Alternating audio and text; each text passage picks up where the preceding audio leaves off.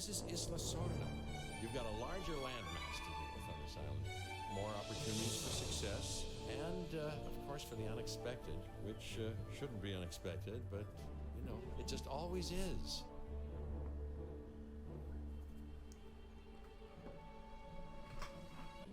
Do not let this place fool you.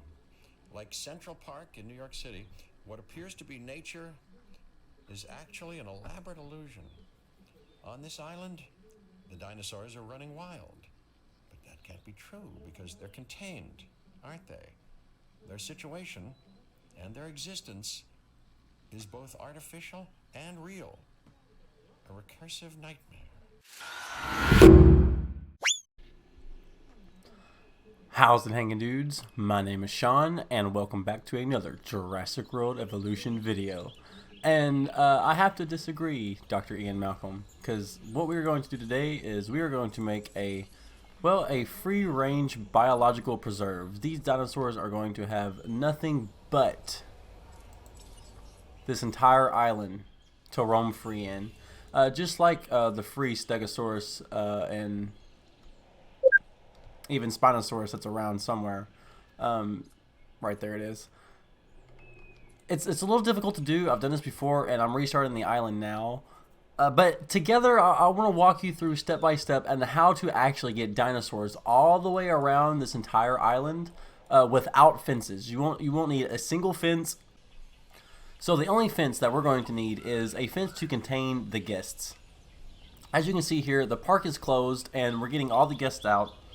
And the first thing that we're going to do is actually just delete all of this, because this is kind of a good idea, but they really just take up too much room doing this. So first step is delete everything.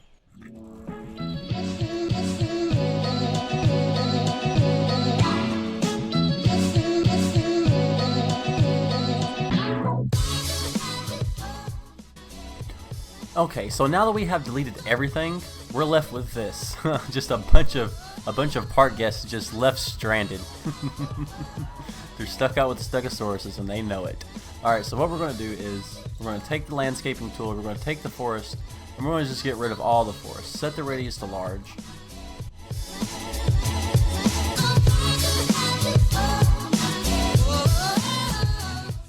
Okay, now the next thing we're going to do to maximize our buildable area, we need to take the water tool and we need to just enclose this entire thing in water.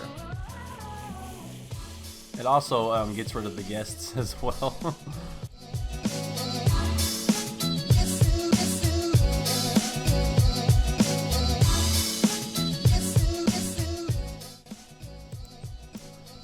And now we get rid of the water, just so we can have an even surface area, a very flat plane to build on. That way there's no terrain constraints.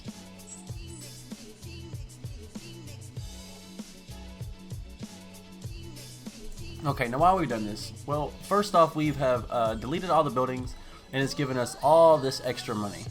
And there is a random goat. Didn't know there was random goats on this island. Anyway, so now that we have an extra couple $1 million, we can actually start building. And this really isn't going to be a park for guests, really, even though we got to make a profit to keep going.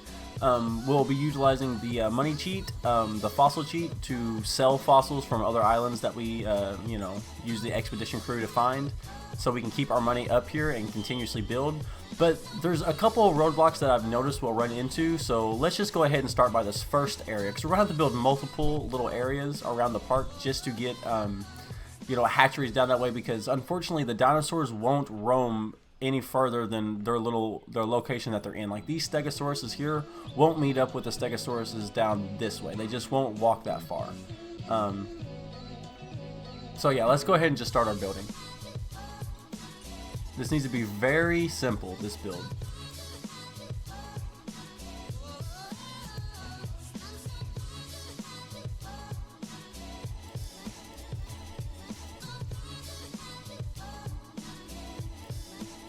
Okay, so immediately, if you want, you can leave this area open for shops for your guests, but right now we're not going to focus on that. We're not going to build with those. And now we have a fossil center. All we gotta do is have power, and we can get our fossils to make money. So now you should have no money problems whatsoever.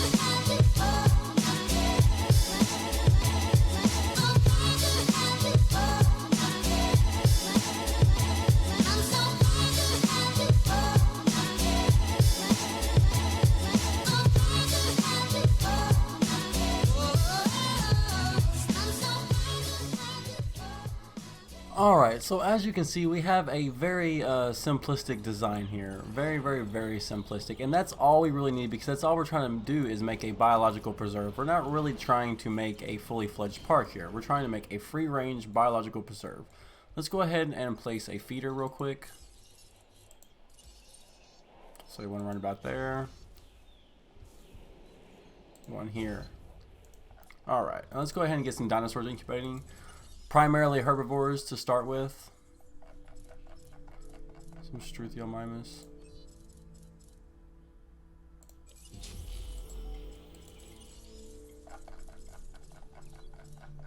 Let's do another Struthio.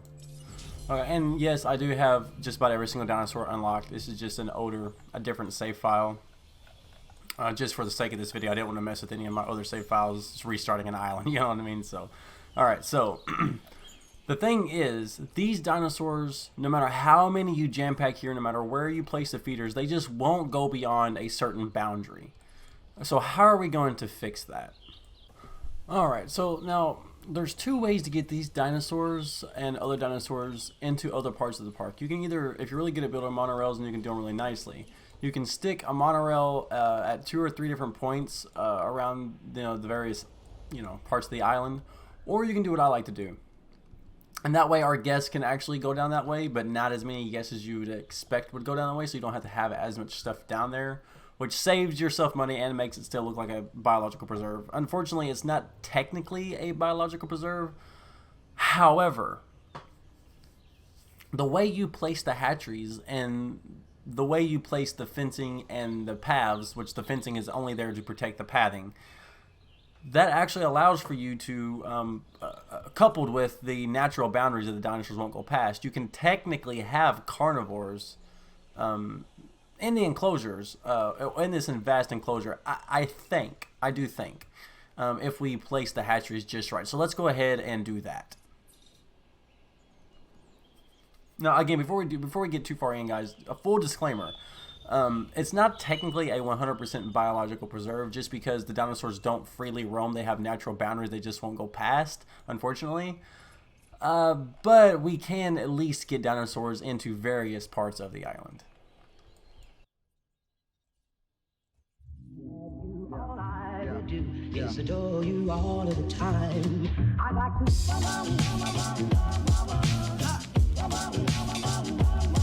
I like to.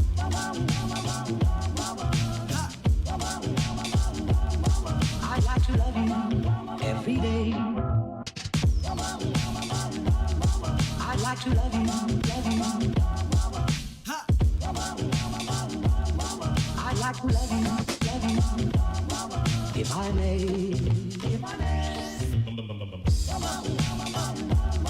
I like to love you, love you. I like to love you, love you. I like to love you night and day, if I may.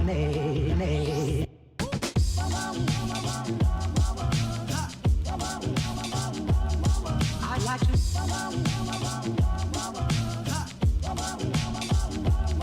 I like to love you every day. I like to love you, love you.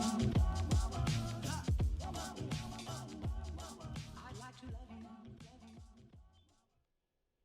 Okay, guys, so I've actually decided to remove all of the fences.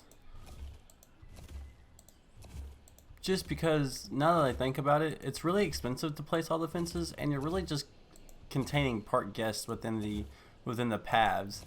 And once the dinosaurs get on the paths, they can actually travel, I've noticed, to all these different locations, I guess, to technically break out, because the AI, the dinosaur, automatically wants to break out for some reason.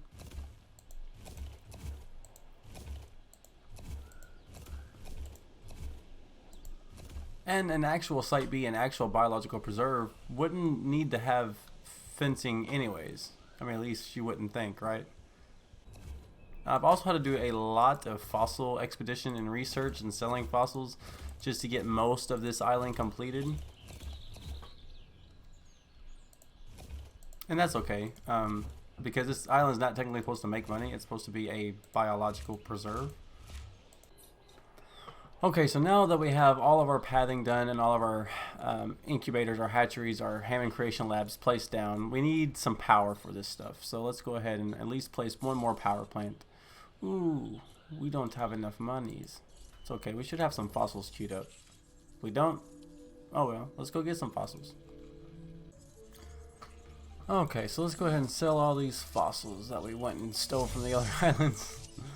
But this is a way to make your park profitable. You can technically have a biological preserve without constantly bleeding profits. You just gotta make sure you do this every so often. Alright, so let's go ahead and make a second power plant. Alright guys, so we're just about complete here. Let me see if this will help. I have two things that's out of power, and maybe if I just connect these two instead of leaving them unconnected, that might help. Oh, I took care of one. I might have to place another power station. But as you see, look, we have 3 dinosaurs loose. And that's because we deleted all the fences, right?